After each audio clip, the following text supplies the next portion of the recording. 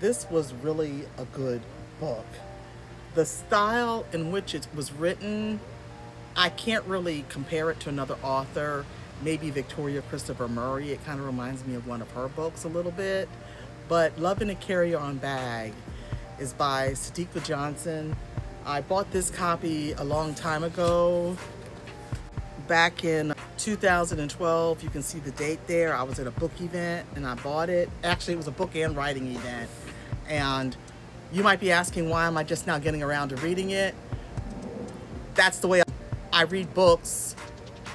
I have books in my house that I haven't read, and I probably have books that I've acquired before my son was even born. My son will be 21 in July, just to give you some context. So I'll get books and I might not read them, but I keep books. So that's why my house is a mess with books. So I need to go through them, and everybody was talking about Sadeqa Johnson.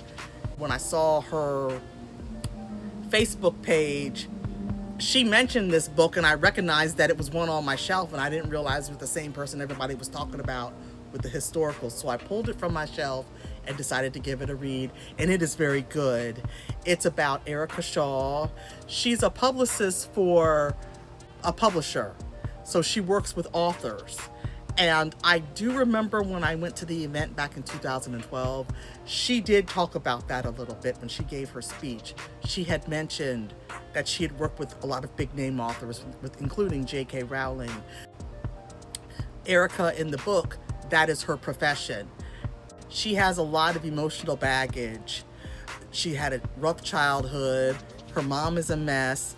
Her dad abandoned the family. So it's a lot she's carrying on her shoulders. When you have a lot of emotional distress, a lot of baggage like that, it is difficult bringing all that with you to a relationship. Warren is her boyfriend. He is a musician, and he's got his own set of baggage as well. His dad is kind of like overbearing, and I could kind of understand having a dad like that, because my dad is like that. He's like kind of overbearing, and his way or no way, that's the way his father is. And I noticed that Warren calls his father sir. My dad had me doing that, all of us, all four of us, because I have three siblings, all four of us, to call him sir.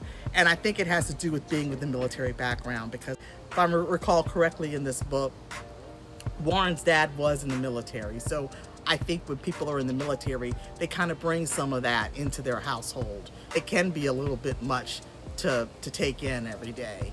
So they have a lot going on because Erica and Warren don't live in the same town.